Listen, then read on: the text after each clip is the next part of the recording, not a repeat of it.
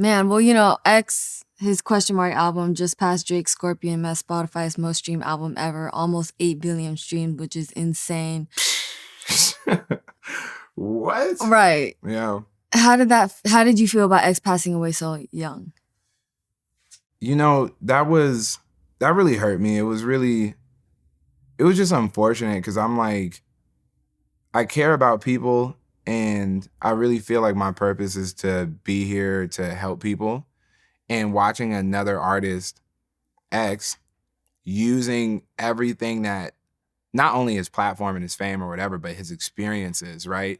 His mistakes, things that were wrong inside of him, things that, you know, taking everything of his life that was on display for everybody to see and trying to use it to make people better and help people, right? That was like his main, or when we talked, anytime we talked on the phone, that's what he was on. That's what he was talking about.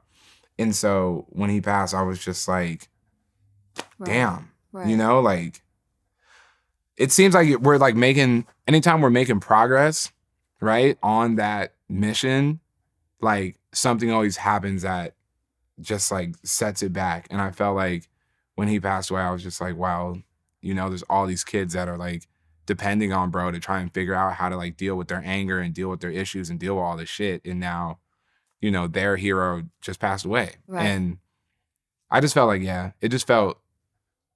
was like, this really, really sucks. It's really unfortunate. Cause even for myself, like wanting to help people, every artist's individuality is so special that there's people that I can't communicate to, you know, that he could. You know what I'm saying? And I just sort of felt helpless. Right. You know, I felt helpless. I was like, this really sucks. I don't even know what to do about this. Right. And, you know, just being in LA, I think I was reading, I used to write for LA Weekly, but I read your cover. Shout out to Brett. I saw you're a fan of Drakeo the Ruler. Yeah. I know that day, just the fact that he was stabbed at a festival in LA that we both could have been at, you could have been performing at. Yeah. Like, I don't know, it just really, it doesn't sit well. That's when it happens, though. That's when it happens. It happens when you are home. It happens when you're home and you're feeling comfortable. You know what I'm saying? Like, and that's when it happens. And it's like, I feel especially bad for LA rappers because it's so much of that here, like a lot of that, you know? And it's like, man, I know, you know, I don't know what it's like to be a part of a gang or any of that, you know? But it's unfortunate that I feel like a lot of that is stuff that you can't avoid. Right. And then when you're in it, it's like you can't escape it either. And so when you are starting to have success and God is finally giving you all the blessings you've been working for and hoping for and praying for, you then have this other thing that is following you around where you can't even be safe in your own city, you know?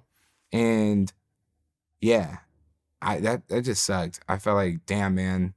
And I also think that unity is just sort of lacking amongst rappers in general. Like, yeah, there's just a lot of unity lacking, and I couldn't believe that happened. But I could believe that it happened because that's the way it happens every time. Right. You know? And yeah, that shit sucks, man.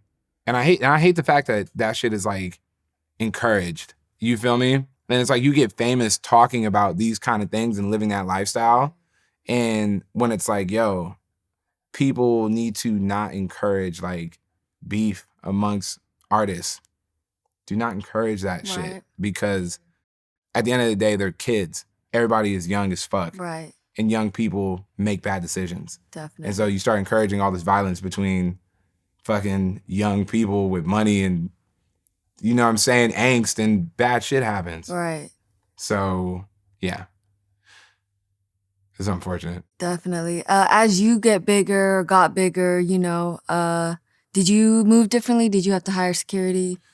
No, because I mean, I'll hire security out of just like, okay, let's follow the steps, right? Yeah. Let's not be just fully an idiot. But no, I don't have to do that, thankfully, right. Because the message that I'm putting out is attracting a certain kind of person. And that certain kind of person isn't looking to like fucking harm me to take what I got or whatever. So that's what I'm saying. I feel for rappers who are from that lifestyle, who that's what they genuinely know and that's how they were raised and that's what they talk about. I feel for them because it's like, even when people start knowing about you more, you're attracting a lot of negative attention because a lot of the shit you're talking about is negative. Right. You know what I'm saying? And it's like, how do you escape that? Right. I can't tell them what to rap about or what not to talk about because it's their life and I haven't lived it. So, but I'm just fortunately never really had to move like that because that's not the type of shit I attract, you know? And respect. Yeah. I hear you. Yeah, luckily. I mean, that shit just really bothers me. I feel fucked up about that. Because it's like, yeah, this shit's unfortunate, man. Even at festivals too, like Astroworld, like, you know, what's your take on the festival scene? Yeah, my take on the festival scene, I think that there's a lot of like help that can be given to festival goers and concert people about trying to make shit safe. You know what I'm saying? But I think that,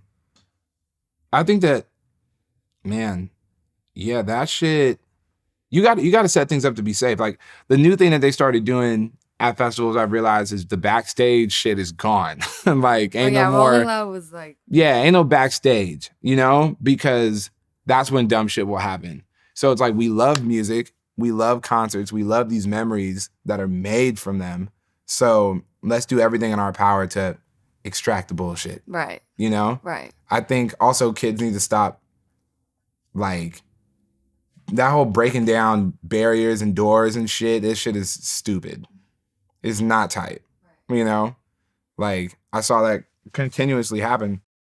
I forget I know whose concert I was at, but I was at somebody's concert and like I just kept seeing the kids do that shit on purpose. And they kept having to come out on the microphone and be like, listen, stop destroying shit. Right. Stop jumping over the thing. Yeah. It's there to keep you safe. And it's like, there's like this new energy in like the youth that is just like, fuck everything. And It's like, no, dude, no.